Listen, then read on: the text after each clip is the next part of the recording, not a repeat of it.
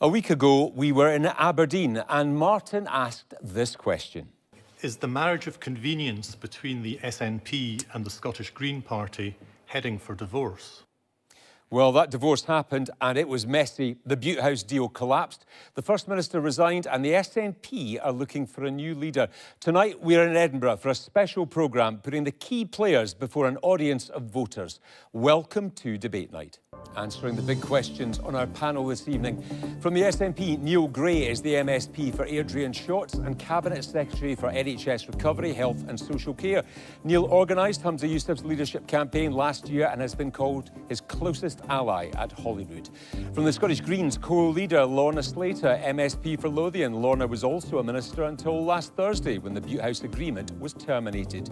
Craig Hoy is the chairman of the Scottish Conservatives and MSP for South Scotland. Craig wrote yesterday in The Scotsman that he believes his party are the only ones to show genuine opposition to a government that's inflicted immense damage on Scotland. Also with us from Scottish Labour, the MSP for West Scotland, a party spokesperson for social justice, social security and equalities, Paul O'Kane. The Scottish Labour vote of no confidence in the Scottish Government was defeated today by 70 votes to 58. And finally, from the Alba party, the MSP for Edinburgh Eastern, Ash Regan. Ash contested the SNP leadership last year, coming third. She switched to Alba shortly afterwards, becoming its first MSP. Please welcome them all to Debate Night.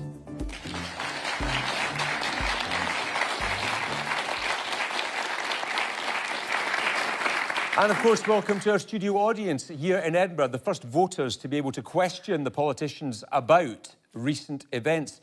And you can join in the discussion and have your say from home. BBCDN is the hashtag you need right now on social media.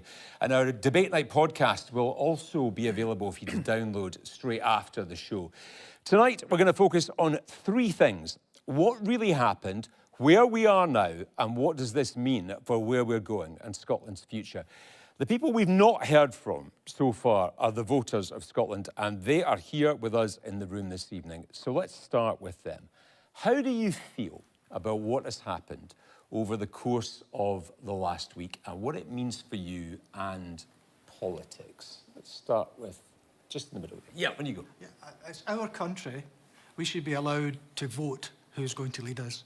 And I think the SNP must realise that and give us that chance to vote who we want in. Thank you. Man with the beard in the back row there, yeah. Yeah, I'm frustrated that the discussion of what we're going to do about our climate targets has been pushed offside by this rather fractious party political process. So there are some big questions that we're not really asking ourselves. Where are we going to go on climate?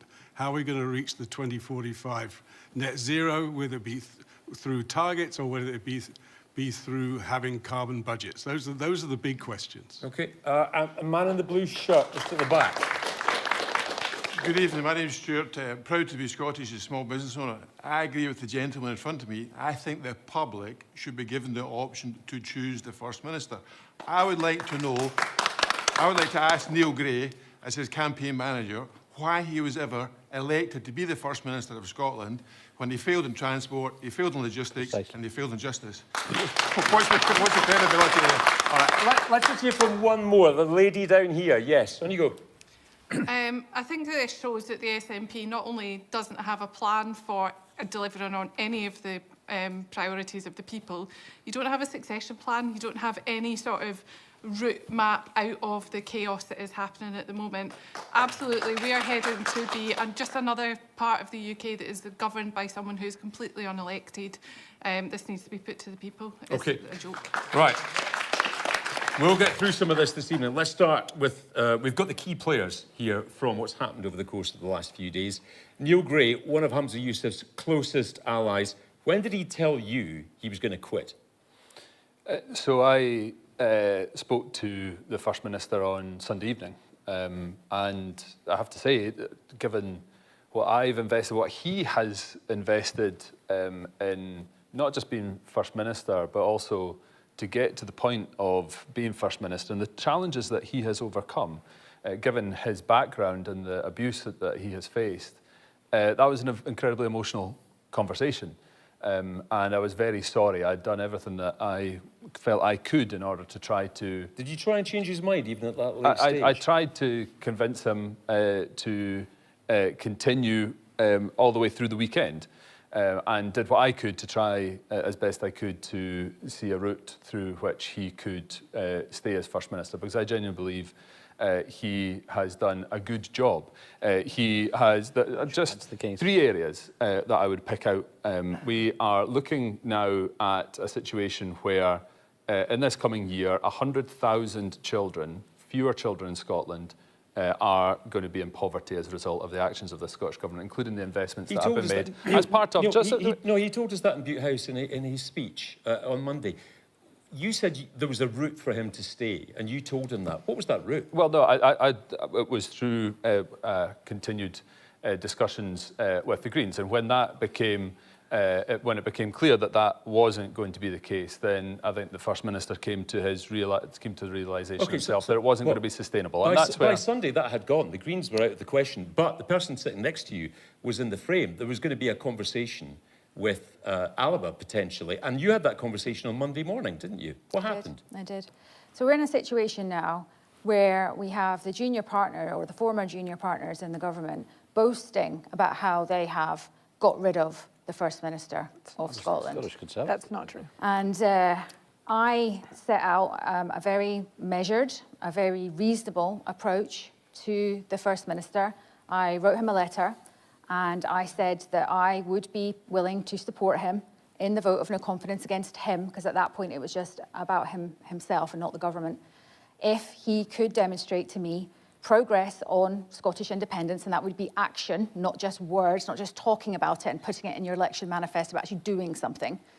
I asked him for progress on defending the rights of women and child safeguarding and competence in government. This was a bar that was set so low, it was basically a rope across the floor, and yet he managed to trip over it. I think this is turning into a pantomime now, where there are some very serious issues facing Scotland, which I'm sure the public will want to see addressed. They don't want to see politicians bickering about what's happening. They want us focused on delivering for the people of Scotland. I am completely committed to those 3 themes. I have been talking about them for over the last year. Unfortunately, we're in a position now where the SNP, where Humza, I think, did the right thing with chucking the Greens out of government and putting them out through the front door. But it seems to me as if the Butte House agreement may be over, but I think the Butte House deal has been done by some people in some back rooms. There's a backroom deal going on here, and the Greens will be back calling the shots before we know it. What did he say to you on Monday morning in that telephone conversation? It was a very, very brief conversation where I reiterated to him that my very reasonable proposal was on the table. And I have to say that as one independence politician to another, I couldn't quite get my head round why such a reasonable ask as asking an independence party to take some action on independence was seen to be a bridge too far. Well, let's try and understand that with Neil here. Humza says that I'm not willing to trade my values and principles for a deal with whomever on the basis of they ask there competence in government, progress on independence and acceptance of the Cass report. What was so difficult about that in terms of principles and values? I think everybody knows that there was more to it than that, and around what we saw over the weekend demonstrated what this was all about for the Alba party. And we've also seen a demonstration today. Hold on a second. The audience need to understand what you're talking about. What do you mean by that? It's about the rehabilitation of Alex Salmond. So it's about one man. That's what this was all about. No. That's not just what it's about. There are other elements. The values and principles that the First Minister spoke about are important. And I think it's important that he stay stuck true to those principles. And it's also about trust. And we can talk about trust because I think it's an important part in this. We saw today that vote of no confidence motion being fail in Holyrood today. the Parliament has confidence in this government, which is important. But the Alba party, Ash Regan today, decided to vote with the Better Together unionist parties to bring down an independence supporting Scottish government. So I think that strikes the heart of the trust that we feel we would not have been able to have and why it's going to be so important going forward. I agree with Ash. Took out your First Minister. I agree with Ash that at this moment in time, people are looking for clarity, consistency, stability. They're looking for unity. And that is why I think it is so important that in a situation where we have a minority government, we are able to work across different parties. Right. But it takes trust coming in both directions. It takes people coming forward with the ideas in good faith and having a proper grown-up discussion. I think that is what people are expecting. This evening. This all started with you being called to Butte House last Thursday, Lorna Slater. Did it have to end this way? Humza Yousaf says he regrets the way he handled the meeting with you. Was there any way that he could have ended the Butte House agreement and you walked out that door still on side and not wanting his scalp? Please be clear, we never wanted anybody's scalp. I'm very sad about the situation. I'm very sad about the situation that we've ended up in. The Butte House agreement was based on trust and cooperation, but at its heart, it was a confidence and supply agreement. We lent our votes of confidence and support for the budget in exchange for what was in Butte House. You don't go to the shop and say, I'll give you your money and buy the goods if the shopkeeper says, well, I'm going to keep the goods. That's not how confidence and supply works. We are now in a situation where we will have an SNP minority government. It is their right to form that government. They had the confidence of Parliament today to do that. And the mathematics doesn't lie. It's now a question of numbers. A minority government, for every single vote, every single budget, has to find a partner to work with. Ash Regan says you're still pulling the strings. So the SNP government will have to find a partner to work with on every single vote. And it is now for the SNP to decide whose votes they're chasing. Are they going to work with the Conservatives? Are they going to work with Labour? Or are they going to work with us? And that is for the SNP to decide. Now, we have a long history of cooperation in the Butte House Agreement. And prior to that, when the SNP were a minority government before, we worked on and off. But in session 5, the last session, when the SNP were a minority government, they voted with the Tories more often than they voted with us. So it is up to the SNP as a minority government to decide how they want to move forward. OK, so many hands up in the audience. I'm going to come to you in just a second, but I want to keep us going through the narrative of how this all happened.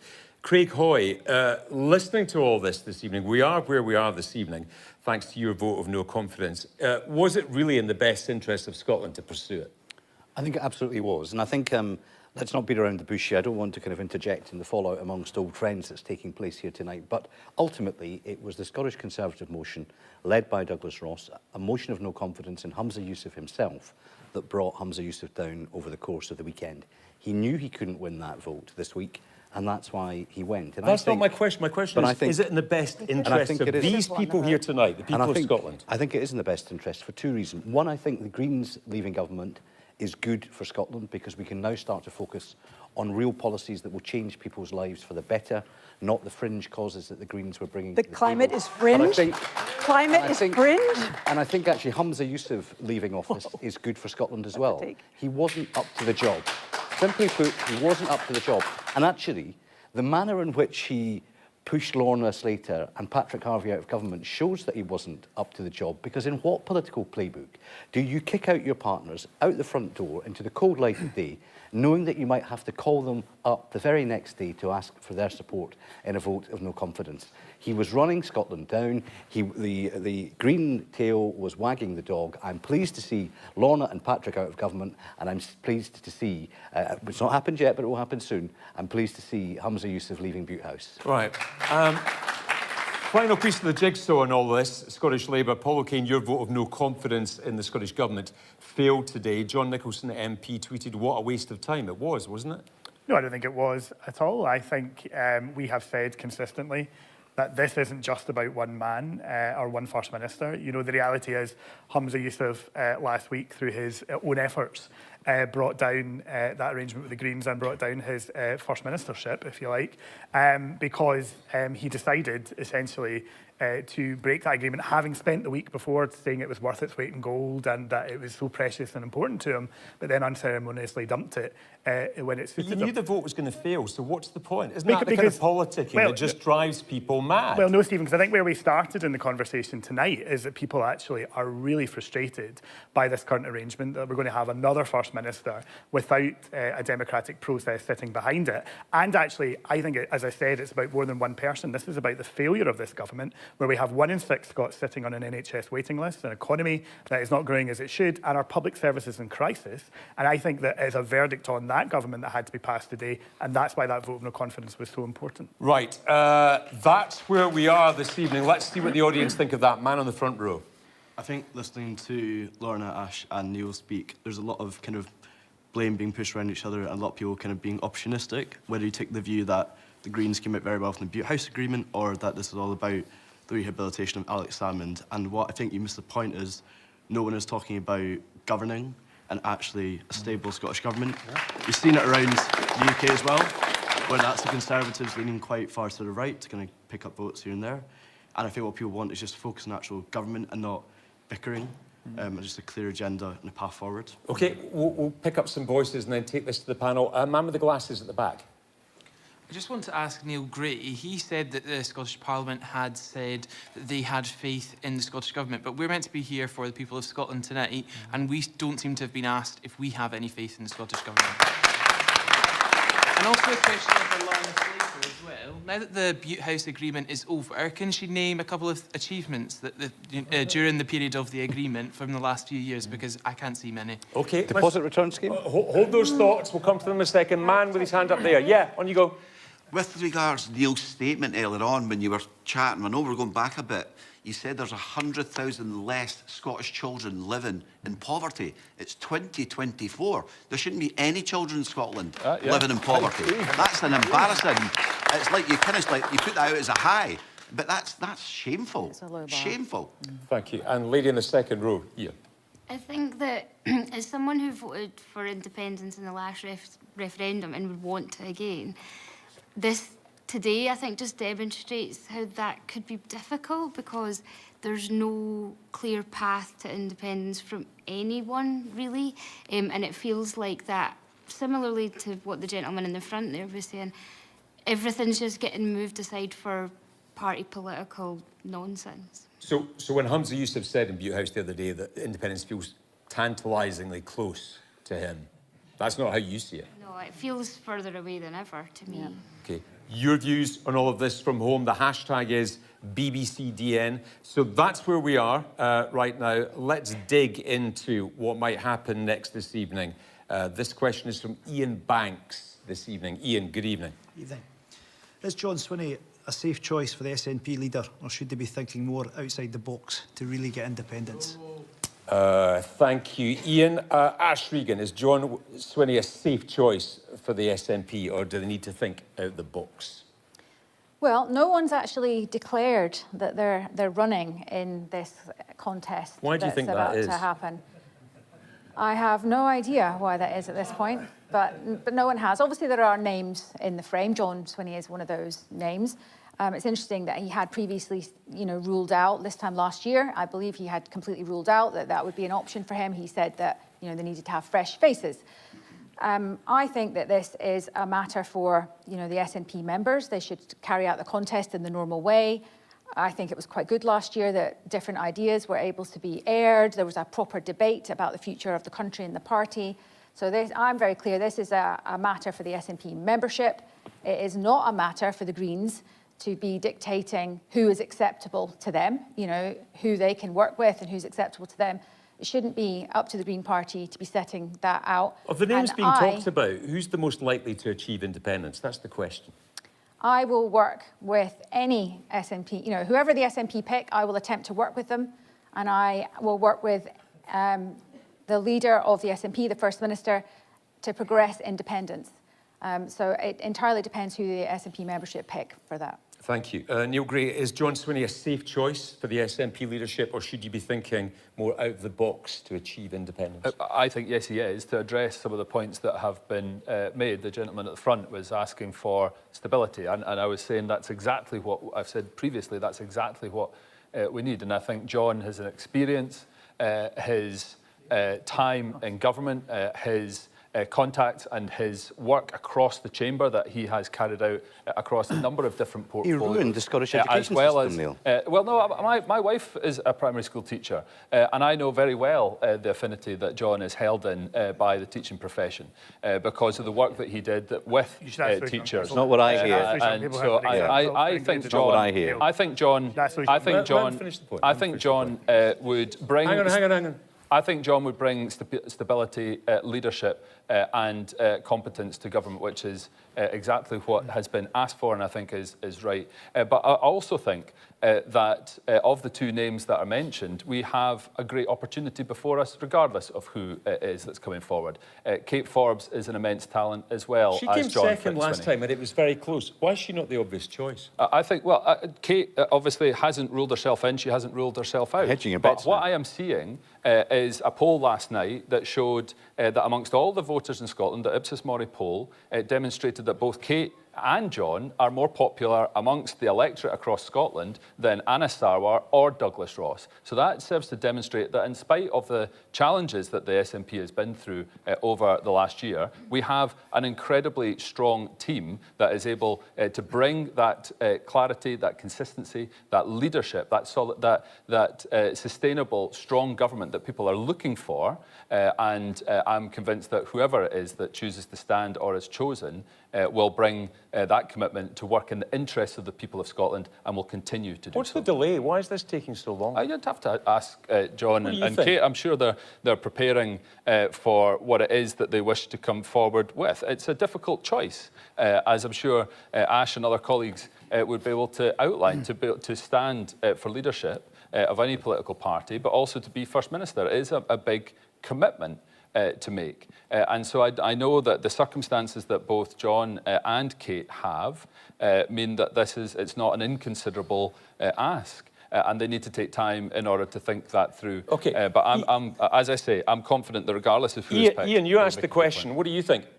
Just to follow up, yeah. I mean, my mate actually texted me the other night, says, why don't you run for Ian? Because he was highlighting the point, you love Scotland, you can be trusted.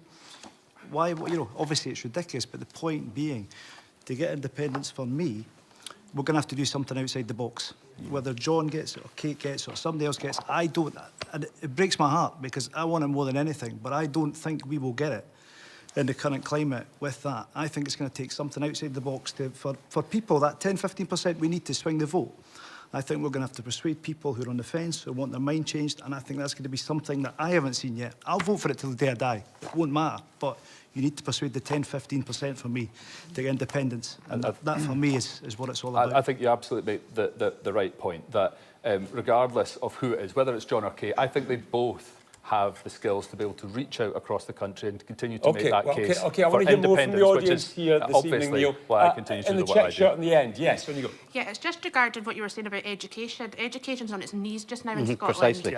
And particularly for children with additional support needs. My question would be, what are the SNP planning to do moving forward to put more into educating our future people of Scotland? OK, let me just stick with SNP leadership for the moment as we go around the panel. Man on the front row here. To me, it doesn't matter whether it's John Swinney or Kate Forbes or whoever. They need to immediately, as soon as they become First Minister, agree to dissolve Parliament and go to the Scottish people. I'll come back to that. Lorna, Slater, today in the Times, a column said that Kate Forbes was unfit to be the First Minister because of her religious beliefs. Do you agree with that? No, I don't agree with that at all. The choice of the leader of the SNP is entirely for the SNP, and it's their call to make. But whoever is going to be the next First Minister must have the approval of Parliament. We have a democratic process where Parliament must vote for that person. And the Scottish Greens are clear about what our priorities are and what our values are. We're working towards a fairer, greener Scotland, a fairer, greener, independent Republic of Scotland, and we will continue to support policies and people who work in that direction. Could you work with Kate Forbes? I am not going to speculate on who might be the next leader of the party. I'm not asking you to speculate, I'm asking you, could you work with her?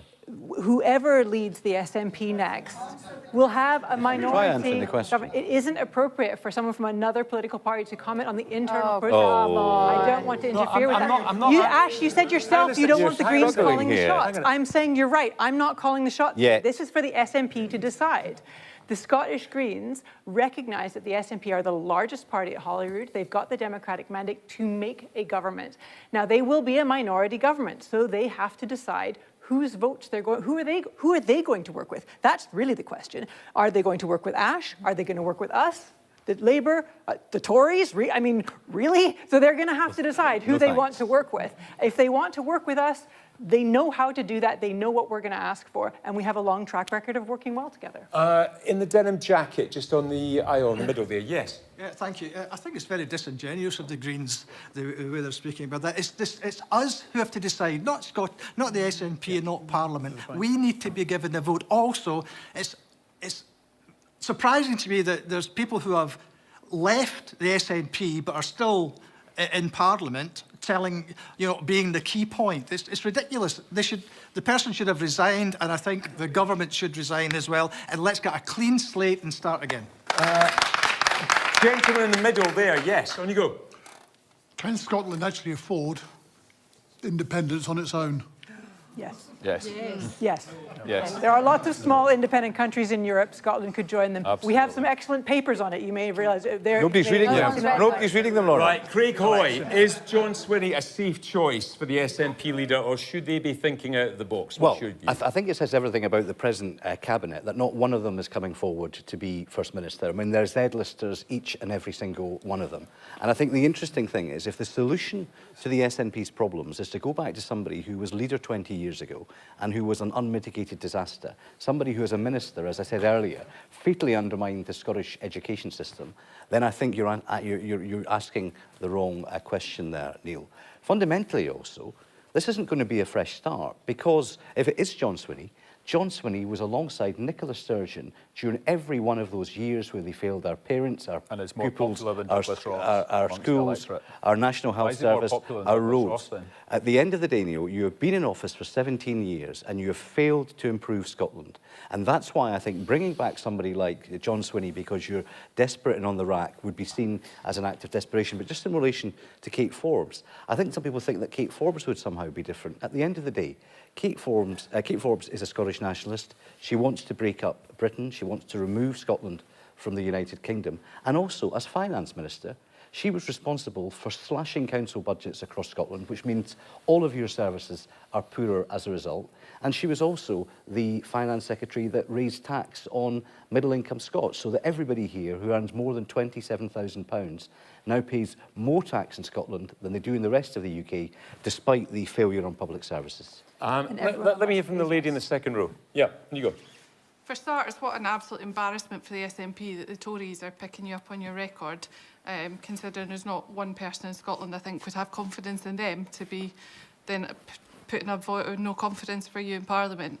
But what I would like to understand is this benchmark that you're putting forward, Ash, that you need to move independence forward. Like, what exactly does that entail? Because currently we have a government that is absolutely failing Scotland, but it seems to be deliberate, because to have an independent agenda and govern as a devolved government, it's not in your interest to run a decent country. It's not in your interest for us to have good services, because if we were running well as a devolved Parliament, then perhaps your agenda wouldn't be as well supported. I don't agree with that, no. What exactly is it that you're pushing forward as the benchmark? Are you going to make us hijack another election? What would that look like? Well, in order to convince the public, and you know, the polls are roughly putting Scotland about 50-50. So about half the population support independence and about half of them don't. And that is consistent over the last number of polls.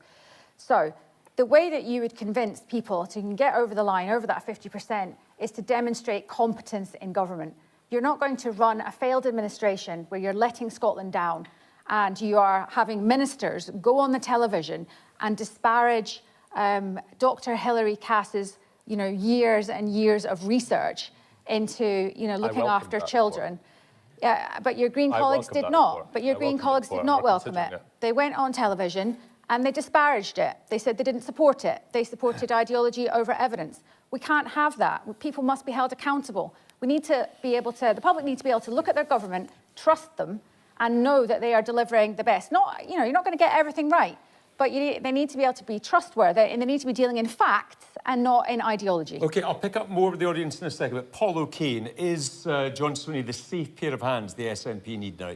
Look, I think what we've heard from audience members tonight is a desire for change. I think a frustration after 17 years of this SNP government, 14 years, of course, of the Tory government at Westminster, and a desire for that change. What we're going to see now is a debate internally in the SNP for the next 5 weeks, where they're going to talk to themselves. And we've just had that play out, talking there about independence strategy rather than talking about what Scotland really needs. And of course, it was Nicola Sturgeon who said that there shouldn't be a revolving door at the top of government when she referred to the Tories' chaos and the number of prime ministers they've had. We're now going to have 3 first ministers within almost a year. And I think, how can that be the same? How can that not be the same? And it's clear that people need to have their say, and we need to have change. Thank you. Man in the blue shirt right at the very back. Whoever becomes the leader of the SNP and our new First Minister, he knows, or they know, that they're going to be out of a job in a few months' time when there's a general election, when they get absolutely hammered by Labour. Neil has stated there that Parliament has confidence in the government, but I would suggest to you that the public has absolutely no confidence in the government, absolutely no confidence, and there's been no competence, no competence. Man with the glasses in the middle here.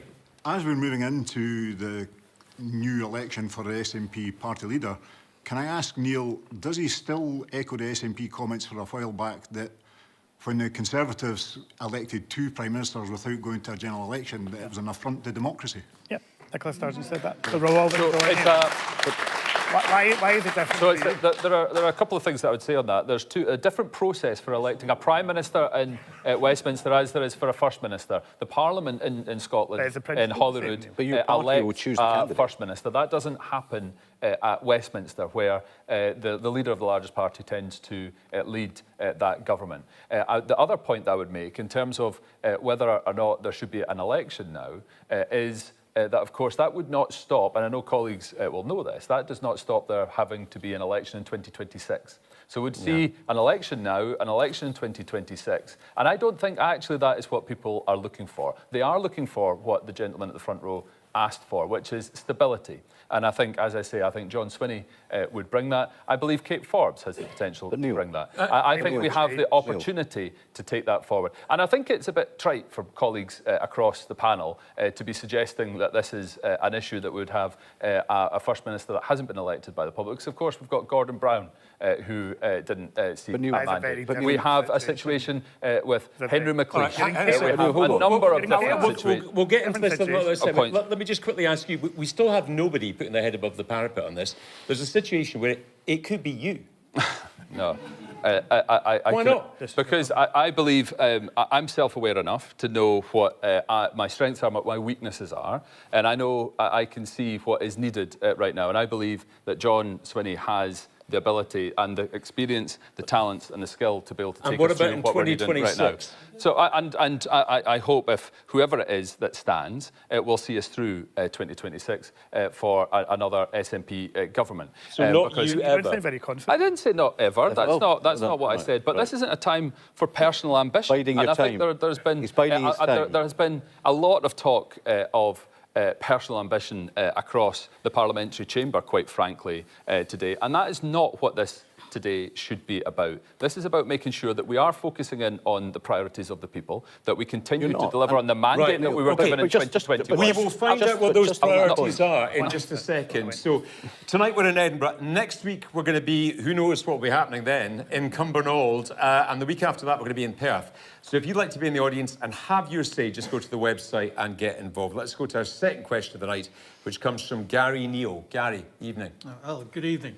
Should the next Scottish First Minister call an immediate election and let the Scottish electorate decide who leads and govern them? Paul O'Kane. Well, look, I think I've already outlined that, yes, I do think there has to be a democratic process. That's what today's vote of no confidence was about. It was a judgment upon this government, which I think has presided over 17 years where services have got worse. We see 1 in 6 Scots on a waiting list in the NHS, which Neil is responsible for. We see public services slashed to the bone, particularly in local councils and the police and other services. And I think there is a real appetite out there for change in our country, and people want to see a fresh start. I think the way to do that is through an election. We're obviously going to have a general election as well at a UK level, whenever the Conservatives pluck up the courage to call that. And I think that is a change moment as well. And I think what we're hearing clearly is people want to see a change moment in that. And I think Labour is offering that change. Gary, what do you think? Well, in simple terms, yes, and as soon as possible. You probably gather from the way I talk, I'm not from Scotland, but I've lived here for 6 years. And I can count 3 policies that the Scottish government have just plain got wrong. The named person policy, the DRS scheme. Yep. By the way, I did an FOI on that to find out what went wrong. I couldn't get all the answers from a freedom of information. Well, Lorna's here. We can ask her tonight. Well, we'll come to that, but that's, I'm keeping to my question. Lorna? Come on. And then we have this hate crime speech bill, which has just made Scotland the laughing stock of the world. And it's because of the government that we have. And below that is the responsibility of the electorate, us. There is a saying in life, you get what you vote for, and you get what you don't vote for. And I can't help but feeling, because of voter apathy, we've got what we've got. And I think listening to this audience tonight, they are so hungry for change. And I hear a lot of word soup about trust, and about experience, and about leadership, and it's got us to this. So simply call an election. Whoever is the leader of the party, call the election. Forget about Westminster, forget about next year. Do it now. Neil Gray? So I've set out why I don't believe that's the right course of action. I don't fear an election, by the way. I've been involved in 4 elections in the last 9 years. You're going to lose the next one. I enjoy. I've not really been afforded that chance much tonight, but I don't fear an election. I think we have got a good record to take to the country whenever the general election is called. Whenever a general election is called, and I understand the frustration that there is. Of course I do. But I think what we need right now, given what I've said around the fact that this does not change the need for a Scottish election again in 2026, I think it's important that we do have stability, that we do show leadership, not just in government, but across the Parliament, where we're now leading a minority, we're now living... Here. What's going to happen? What's going to happen is that between all of you, you will do shady deals to stay in power. Well, no, I don't think that's the case. I think what you actually get is people working together on areas where they agree and where they can take forward matters in the public interest. And actually, I think that is an opportunity for Parliament. And it's going to be a responsibility not just on government, but also for those of those that are sitting on the opposition benches who have not come forward of late in good faith. In good faith. No, Paul, you didn't come forward with a single idea, nor a negotiating point of the last budget round. So it's not. So there's going to be a responsibility upon. There's going to be a responsibility. There's going to be There's going to be a responsibility upon parties across the Parliament to come forward in good faith with ideas and policies and compromise to make sure that we can go forward in the national interest. Well, look, I think what was interesting is Nicola Sturgeon put in one of her very rare appearances in the Scottish Parliament today, and asked by a rival broadcaster as she was leaving, she said, who would be best to be Scotland's next First Minister? And she said, whoever's best for the SNP. Not for parents, not for pupils, not for our country. Because the SNP, for the last 17 years, have governed in the Scottish National Party's interests, not in the national interest of the people of Scotland. And that is the reality. So I think people do want to be able to cast their verdict on the SNP. Sadly, that motion failed today. But actually the next general election, where in seats right across Scotland, from the north east to the south west, in seats where we are up against the SNP, it's only the Scottish Conservatives that can beat them. We did that in a by-election in Arbroath last week, where our vote was up 10%, and the SNP vote was down 8%. We need to get the SNP out in seats across Scotland. Removing Humza Yousaf was a very good start, but when the general election comes, we can push forward and get rid of the SNP in those seats. People were laughing at that, so let's maybe try and find out what. Man with the beard towards the back. On you go. Yes. Hi. No, I think it's not fair that we are rushing to have a general election in Scotland because the next leader is not elected. In Wales, when the leader stepped down, a Labour leader came in. We had Liz Truss and Rishi Sunak not elected by the electorate. So why are we gunning for the SNP only? It's our political system that is corrupt, which allows this to happen. If I have to be fair, it has to be across the board, not just Scotland, Wales, Northern Ireland or England for that matter. Thank you. Man in the grey top on the end, yeah. Yeah, I just want to sort of echo that, really. It's all well and good saying that you should be calling for an election, but could any of the other parties say that if they were in this situation, that they would be echoing that again? Okay, can I just... Thank you. No, hang on a second. I want to hear more audience here. Man with the glasses at the back. Yes. How can Neil Gray sit there and say that SNP can offer stability when the power couple of the SNP, Peter Murrell and Nicola Sturgeon, are in the papers? His predecessor had to resign because of the iPad charges, which is utterly appalling. How can you offer stability when you're always in the news? Well, I think you're talking about stability moving forward, really, aren't you, Neil Gray? Oh, of course. I think, you know, it has been a challenging year for the party. Of course it has. I'm not going to pretend that it's otherwise. But I believe there is a way forward. I believe that we can implement the manifesto upon which we were elected in 2021, the mandate that we were given, that we can focus in on the areas that people do want to see progress in, on the economy, on the NHS, the reform and recovery that is needed to come through. We'll hear more in a second. What are the priorities for people here? Ash Regan, time for an election?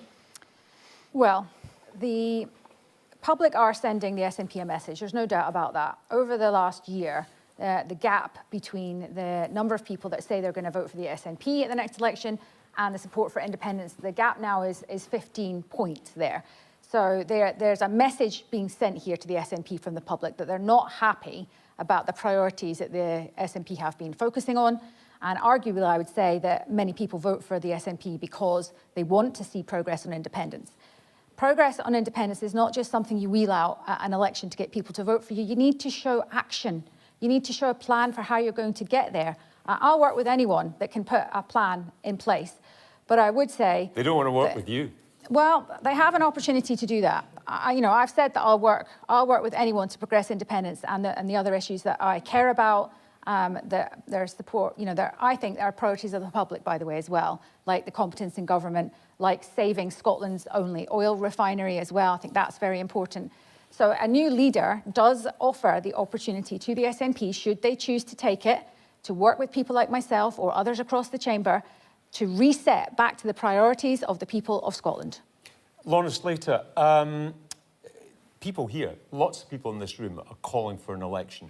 They want to have a say in all of this. Why are they wrong? I don't think you're wrong. Democracy always needs to work. But what I want to set out is what we've got between now and the election in 2026. What we have is a whole lot of legislation coming through. And it is things that Scotland needs. Reform of our agriculture. We cannot leave our farmers hanging. They need to know what their new payment structure will look like. We have to get that through.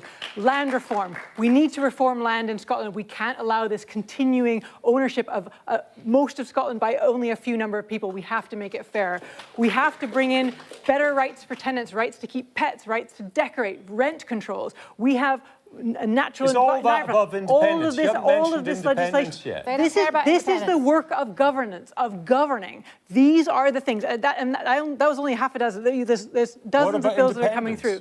This is the work of governing, and that is what we had been doing together in the House, and what an SNP minority government would do going forward. For them. All of those bits of legislation are really important. Now, Labour are dying to have some chaos thrown into the situation.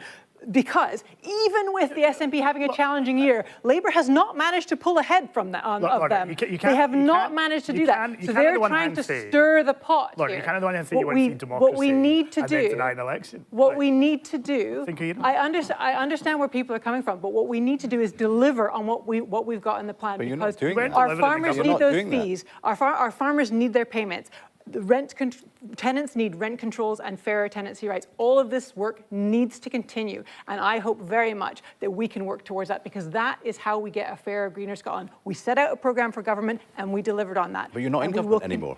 And will that and we will continue to try and deliver on the things that are important to the Scottish Greens, even if we're working in opposition. We have been steadfast, Craig, about what we are going to deliver, and we will deliver it whether we're in opposition or in government. Right, we will continue to work. Quite nicely on to what will probably be our final question of the night. But this discussion is going on right now on social media. Your views, the hashtag is BBCDN. Our third question of the night comes from Alex. Alex Bailey. Evening, Alex. Evening. Niche topics dominate the messaging about Scottish politics. Will the new minority government instead tackle core issues? What would you like to see happening? Well, personally, I think that 90% of Scotland that is rural has been dropped off the agenda. We haven't had the progress that we've needed for farming, as Lorna pointed out. Wealth inequality is the major driver of many of our issues here in Scotland. And of course, whilst we need some kind of hate speech legislation, we should really be looking at violence against women and racism. And then, of course, there's the shocking rates of alcoholism, suicide, and drug death that we have here in Scotland, which is not being supported by the mental health services. Right, thank you, Alex.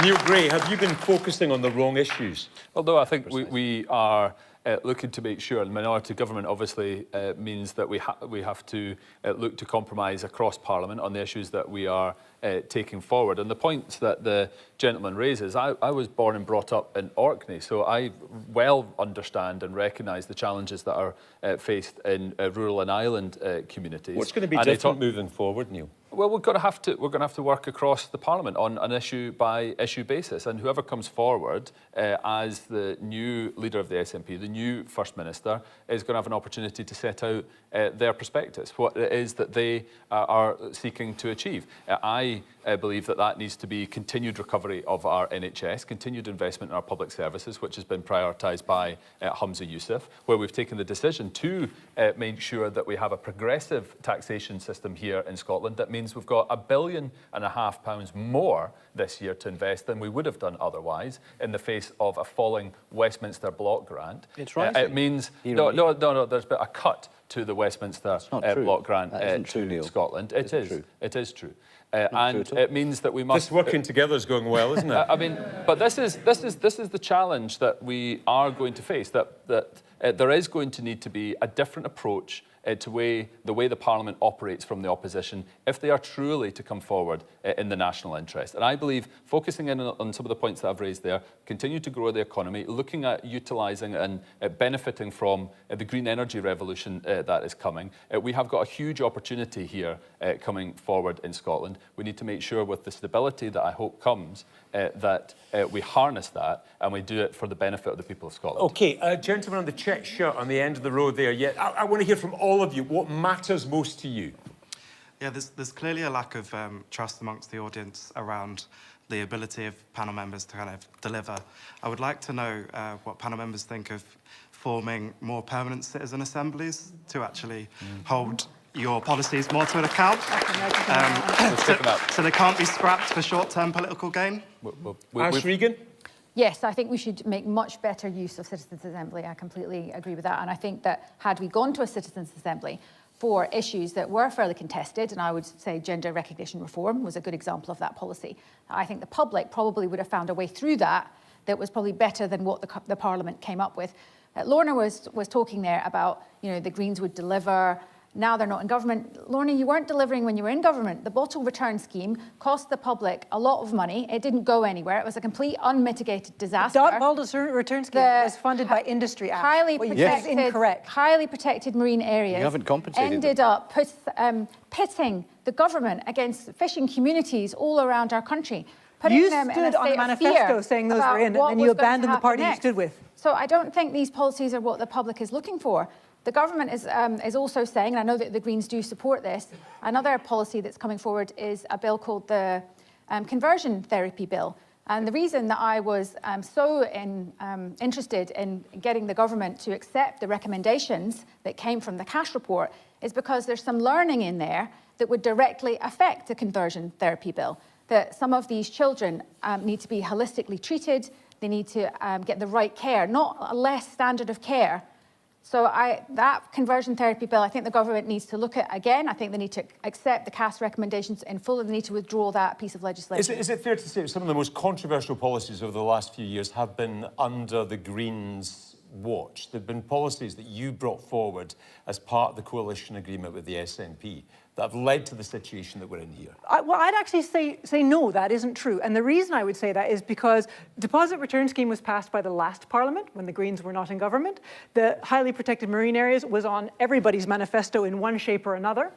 Things like the Tories stood on a manifesto down in Westminster to have a deposit return scheme in glass. Yes, one that would work. In glass. One that would work and wasn't incompetently managed. They're modelling their scheme down in England on the scheme that we had in Scotland. No, they are not. Yes, they are, because they came up to us to find out how it's going to work. Oh, along with all those world leaders that came to find out how you're running a good environmental policy. We were weeks away from launching. I'm happy to talk deposit return scheme later. We were weeks away from launching when Alistair Jack used the Internal Market Act without evidence to shut down the deposit return scheme, which had been funded by industry, letting down Scotland's businesses. That was his decision to make. Do you feel you've been unfairly dumped on here by the Scottish Government, that you've carried the can for all this stuff that we're talking about here? Well, I think what's interesting that's happened, and those in the audience who are concerned about the climate crisis will observe this as well. When the climate targets for Scotland was set, there was a consensus that we all needed to work together toward the climate, to tackle the climate crisis. But what we've seen in the last couple of years is a really backing away. Once we point out what you actually have to do, these other parties back away and say, oh, well, the targets are great, but we're not actually going to do anything. And anytime anything's brought to the chamber, which involves taking action, they vote against it. So it is very difficult to make progress on the climate crisis when there is not a parliamentary majority for that. And that is what is frustrating. So we actually have to take action. Citizens' assemblies on climate would be a really good way forward, because we have to re-establish that consensus on climate. Climate is not a niche issue. The farmers who were flooded out this summer don't think climate is a niche issue. It is affecting them, their crops and their livelihoods every day. Coastal communities will soon be finding this as well. Climate is going to affect everybody, especially our rural communities, and we have to take it seriously and make sure it's at the top of the agenda. Paul O'Kane, has there been a failure to tackle bread and butter issues, distracted by niche issues? That's the question.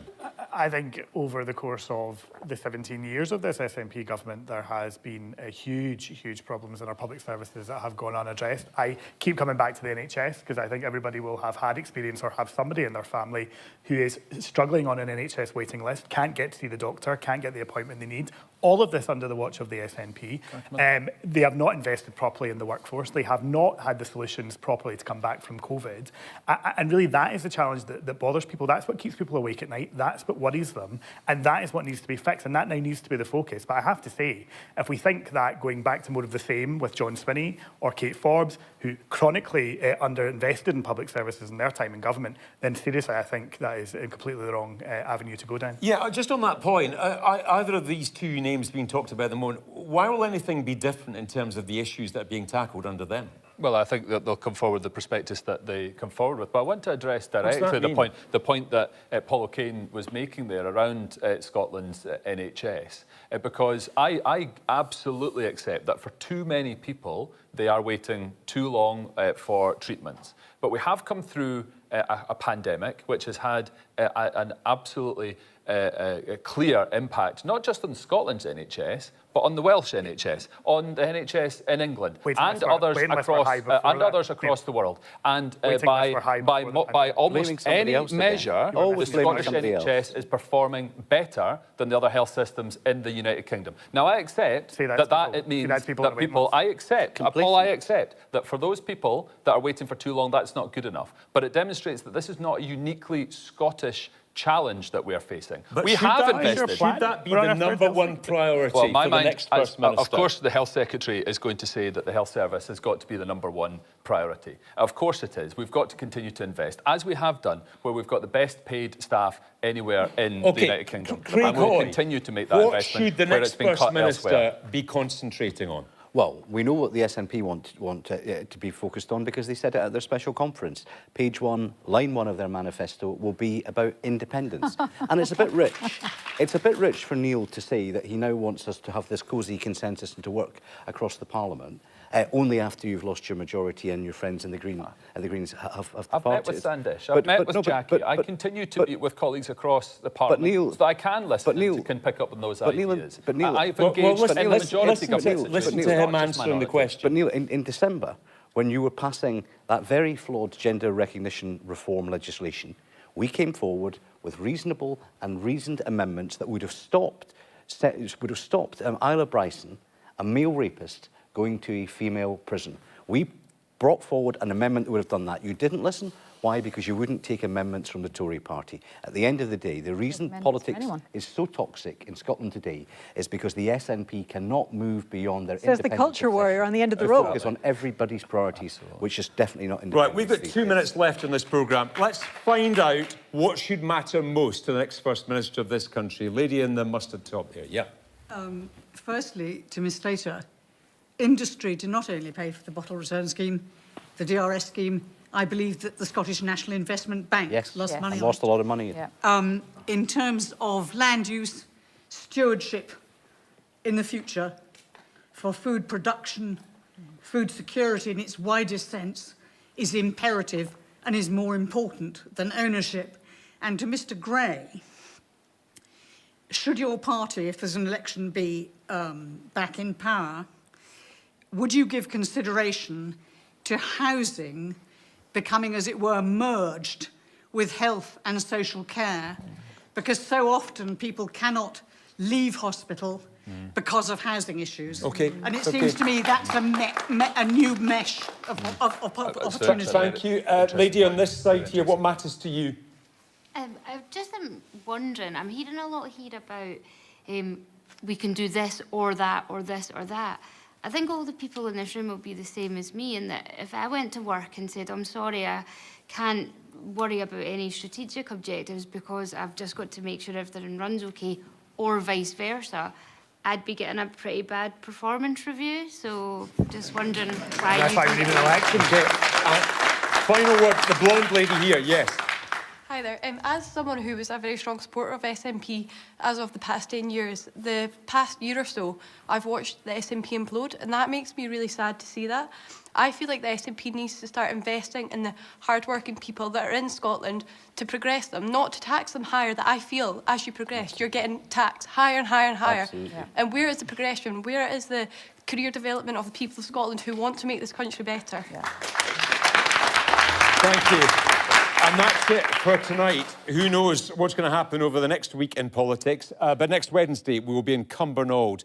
The week after that, we'll be in Perth. All the details are on the website right now. If you missed any of tonight's show, we're repeated a bit later on BBC One Scotland. You can watch it again, or you can catch up any time on the BBC iPlayer. Thank you very much indeed to my panel here tonight and to our audience in Edinburgh. And of course, to you at home for watching. We'll see you next week. In the meantime, stay safe, stay well. From all of us in Debate Night, good night.